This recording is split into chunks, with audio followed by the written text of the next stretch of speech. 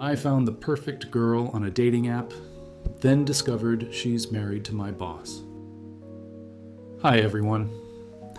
I never thought I'd actually post something here, but after weeks of sleepless nights and anxiety spirals, I just need somewhere to vent. Honestly, I don't know what to do next. My name's Jake. I'm 29, single, living in Chicago, and working as a senior analyst at a tech firm. My job's solid, good pay, steady promotions, but dating had become kind of a nightmare. I'd been single for almost 2 years after an ugly breakup with my ex, Lisa. Since then, it felt like every date ended the same way. Awkward goodbyes, ghostings, or forced conversations that fizzled after a few days. Then, about 2 months ago, I matched with Sophie on Bumble. She was 27, gorgeous, funny, basically every box checked off my list. Her profile said she was a graphic designer who loved hiking, horror movies, and trying weird food combos. We bonded instantly over pineapple on pizza being underrated. From our very first conversation, it felt different. Sophie was warm, smart, genuine, and we had chemistry. The kind of connection that feels rare in today's dating scene. Within days, our texts moved from playful banter to late-night conversations about our lives, our fears, and what we both wanted in the future. We finally met up for drinks at a small jazz bar downtown, and the spark was instant. That night flew by in a blur of laughter and genuine connection. Soon after, we were inseparable. Weekend road trips, movie nights, lazy Sundays where doing absolutely nothing felt perfect. Everything just clicked. Still, Sophie was cautious about moving too fast. She always seemed slightly guarded, never wanting to post photos of us together on social media, saying she preferred keeping her personal life private. I didn't think much of it at first. Some people just aren't into sharing every detail of their life online, right? Things were going so well, I genuinely felt happy for the first time in years. But something kept nagging at the back of my mind. Little things that, looking back, I should have noticed sooner. She'd sometimes cancel last-minute plans, citing work emergencies or vague family obligations. Her place always seemed oddly impersonal, like it wasn't really hers, but a rental she barely lived in. But whenever doubts arose, I'd push them aside, telling myself I was overthinking things because of my past trust issues. Then came the company's quarterly event. My boss, Richard, invited the senior team to dinner at his house to celebrate closing a huge deal. I'd always admired Richard. He was charismatic, driven, the kind of guy everyone liked and respected. He'd even become a mentor figure to me, someone I genuinely looked up to. The moment I walked into Richard's living room that evening, something felt off. There were pictures on the mantelpiece, vacation photos, a wedding portrait, and in the wedding photo was Sophie, smiling up at Richard, looking happier than I'd ever seen her. My heart dropped. Richard walked over to me, smiling proudly, completely oblivious to the shock on my face, and put a hand on my shoulder. "Glad you could make it, Jake," he said warmly. "Have you met my wife yet? Sophie, come say hi." In that split second, everything I'd built up in my head shattered. In that single moment, standing there in my boss's living room, my world flipped upside down. I felt like someone had punched me straight in the gut. Suddenly, every odd detail, every canceled plan, every guarded response Sophie ever gave made perfect, horrifying sense. I'd fallen for my boss's wife, and I had absolutely no idea. My heart was racing as she walked towards us, her eyes locked on mine with panic flashing briefly across her face before quickly disappearing into a polite, unreadable smile. She greeted me casually like I was just another colleague, offering a handshake instead of the affectionate hug we'd shared countless times before. My hand shook as I returned the gesture, forcing myself to keep breathing. I don't remember much from that dinner. I sat through conversations feeling numb, barely able to keep track of what anyone was saying. Sophie sat across from me, smiling politely at her husband's jokes, occasionally glancing my way with carefully hidden distress. Every laugh, every casual touch they shared felt like salt in an open wound. I made excuses to leave early, barely managing to hold myself together as I stumbled out the door and drove home in a daze. As soon as I was alone, reality fully hit. I felt betrayed, stupid, humiliated, played. But the hardest part was knowing I couldn't even confront her properly. She wasn't just some random woman I'd met online. She was married to the man who held my career in his hands. That night was a sleepless blur. I replayed every conversation, every date, desperately searching for clues I'd missed. Was I really that blind? Or had Sophie been that good at hiding it? Worse yet, was any part of what we had even real? Or was I just a distraction from her marriage? The following week at work was absolute torture. Every interaction with Richard felt loaded with hidden meaning. I analyzed every word, every smile, paranoid that somehow he'd know the truth just by looking at me. Sophie texted me multiple times, begging to talk, apologizing, trying to explain, but what was there left to say? I started avoiding the office break room, skipped team lunches, and buried myself in projects just to avoid Richard, but I couldn't escape my own thoughts. The anxiety was eating away at me. My performance at work began slipping. Coworkers started noticing, asking if I was okay. But how could I explain? I was drowning in a secret I couldn't afford to share. Then, one afternoon, Sophie showed up unannounced at my apartment. Seeing her standing at my door, looking exhausted and desperate, brought everything back with overwhelming force. She said she never meant to hurt me, that our marriage had been cold and distant for years, and that meeting me had been unexpected. She promised that everything we had was real, but none of that mattered anymore. Trust had been shattered, and I knew we could never go back. Even if I believed her feelings were genuine, how could I ever look my boss in the eyes again? Could I really stay in a job where every day felt like walking on glass? I told Sophie it was over, told her we couldn't see or speak to each other again. But even after she left, her words haunted me. The damage was done, and I knew my life wouldn't be the same. I just didn't know yet how much worse things were about to get. The weeks after cutting ties with Sophie were brutal. I thought ending things would simplify my life, help me get back to normal, but instead, it threw me deeper into chaos. Every day felt like dragging myself through quicksand, sinking deeper with every step I took. I couldn't focus at work, couldn't eat, barely slept. I was trapped by a secret that felt heavier with each passing hour. Richard started noticing my deteriorating performance. He began stopping by my desk more often, asking pointed questions masked in friendly concern, wondering if something was bothering me or if there was anything going on outside work. Every innocent inquiry felt loaded, filled with hidden suspicion. Paranoia crept in, whispering in the back of my mind, convincing me he knew something. I started seeing Sophie everywhere, even when she wasn't there. At the coffee shop, in random crowds, at the grocery store. Every dark-haired woman turned into her in my mind, sending my heart racing and adrenaline flooding my system.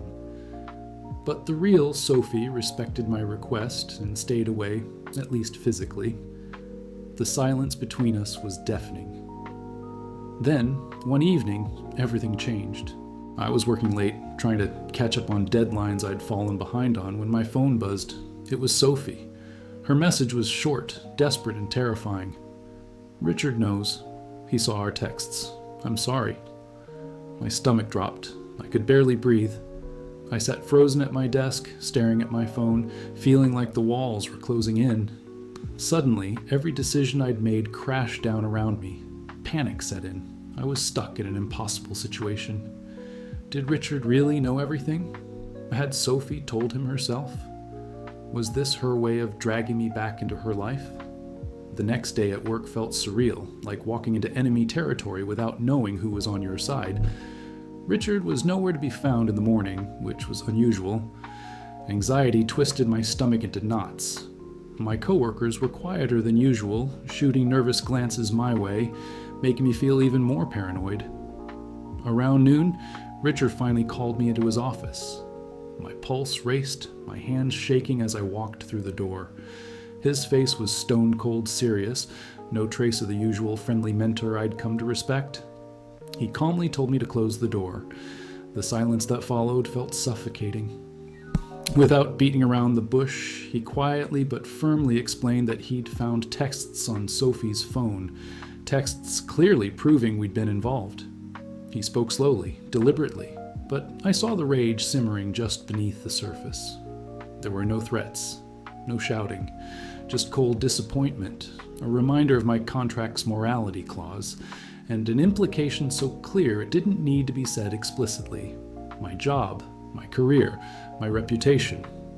Everything hung by a thread, and Richard held the scissors. After the meeting, I left the office early. The walk back to my apartment felt endless, every step heavier than the last. Sophie had already destroyed my heart. Now Richard had the power to destroy everything else. I spent the night alone, replaying every word, every mistake, every regret. My life was unraveling, and I was powerless to stop it. In the days that followed, things got worse. Office gossip spread like wildfire. Co-workers whispered behind my back, glances turned colder, and meetings felt unbearable. Sophie went silent, and Richard stayed distant, watching quietly from afar, waiting for me to crack under the pressure. I realized something had to give. Staying meant constant tension, humiliation, and professional sabotage. Leaving meant throwing away years of hard work, starting from zero again, admitting defeat. Neither option felt fair, but fairness was long gone. I knew I had to make a choice, but the real question was, how much was I willing to lose? I spent the next few days stuck in an endless cycle of uncertainty, replaying every scenario over and over. I'd built my whole adult life around this job, this career. My identity was tied up in it. But now, all that effort felt worthless, tainted by secrets and shame. Every day at work felt like walking a tightrope. One wrong step and I'd fall into an abyss I couldn't climb out of. Eventually, after countless sleepless nights, I realized I couldn't keep living like this. Staying would mean accepting the whispers, the judgmental stares, and constant anxiety as my new reality. Leaving, though terrifying, felt like my only shot at reclaiming some peace and dignity. I had to start fresh, even if it meant giving up everything I'd worked so hard to achieve. Handing in my resignation was painfully anticlimactic. I expected anger, maybe even relief from Richard. Instead, he barely acknowledged it, just coldly accepted the letter, wished me luck without any sincerity, and let me walk away like I'd never mattered. That moment felt worse than anger. It felt like I'd never truly existed in his eyes. As soon as I stepped outside that office building for the last time, something inside me broke. I sat in my car, tears of frustration and regret blurring my vision. I'd lost so much, my career, my reputation, and a woman I genuinely believed I loved. And for what? A few months of happiness, followed by months of misery and paranoia? In the days after quitting, I went off-grid completely, disconnecting from everyone. Friends called, coworkers texted, but I couldn't handle facing any of them. I'd let this relationship consume me so deeply that I'd lost sight of who I was. I felt empty, hollowed out. Gradually, though, clarity started creeping in. With distance came perspective, and slowly I started rebuilding myself. I applied for new jobs, faced countless rejections, but eventually found an opportunity at a smaller company across town. It wasn't prestigious, and it came with a significant pay cut, but it was a chance to start over, a chance I desperately needed. Life didn't instantly become perfect. I still thought about Sophie, still wondered if she'd been sincere or manipulative. I still felt pangs of guilt whenever I imagined Richard's face, betrayed and angry, but every day got a little easier. I started feeling lighter, realizing I'd carried this secret far too long, and finally letting go of it meant I could start healing. 2 months passed, and just when I was finally finding my balance again, Sophie reached out once more. Her text was simple and devastating. I left Richard. I'm sorry I dragged you into my mess. I never meant to hurt you, but I know I did. I hope someday you can forgive me. I stared at my screen for what felt like hours. I felt anger, relief, sadness, confusion, everything all at once. The part of me that still loved her wanted to reply, to say something comforting. But the smarter part knew better. Responding would open a door I'd worked so hard to close. So instead, I deleted her number, deleted our texts, and let silence be my answer. I deserved more than broken promises and secret affairs. I deserved to rebuild a life where trust wasn't a luxury but a foundation. Maybe someday, far in the future, I'd trust someone again. Maybe I'd learn from this, become stronger, wiser. But right now, all I wanted was to find peace again. Something I'd almost forgotten existed. Update. 2 months later, life finally feels stable again. Work is good, the new team treats me with genuine respect, and slowly I'm starting to believe in myself again. I still think about Sophie sometimes, but now it feels distant, like a bittersweet chapter rather than an ongoing tragedy. Yesterday, I found out Richard moved to another state. The rumors said he was starting fresh, but I knew exactly what that meant. In some twisted way, we both ended up losing. But for the first time in months, I genuinely hoped he could rebuild too. As for Sophie, I never heard from her again, and I hope it stays that way. I've realized closure isn't always something you receive from others. Sometimes it's something you grant yourself. I'm not proud of what happened or how I handled everything, but I'm finally at peace with it, knowing that despite everything, I chose honesty and self-respect. I learned a brutal lesson, but maybe I needed to. In the end, I survived the storm, even if I had to lose everything to find myself again. Final update. Answering some of your questions. Hey everyone, it's Jake again. First off, thanks for all the supportive messages. I honestly wasn't expecting that. I noticed a lot of you had similar questions, so I'll quickly answer the most common ones here. Did I ever see Sophie again? No, and I don't plan to. As much as it hurt, moving forward meant cutting ties completely. Closure came from letting go, not from more painful conversations. Did Richard ever reach out after everything went down? Not directly, but I heard through mutual colleagues that he's doing okay, working on his marriage from a distance. Honestly, I wish him the best. Resentment doesn't help anyone move on. Do I regret quitting my job? Not anymore. At first, it felt like I'd thrown away years of hard work, but my new job gave me a chance to rebuild myself. Sometimes starting fresh is exactly what you need, even if it's scary at first. Am I dating again? Not yet. I'm still taking time for myself, figuring out who I am without all the drama. But I think I'll be ready eventually, just being cautious for now. And lastly, some of you asked if I'd do anything differently. Honestly, yes. I ignored a lot of red flags because I wanted happiness so badly. That's a mistake I won't make twice. Anyway, thank you again for being here during one of the toughest chapters of my life. Sharing this was surprisingly therapeutic, and knowing I'm not alone made all the difference. Take care, everyone.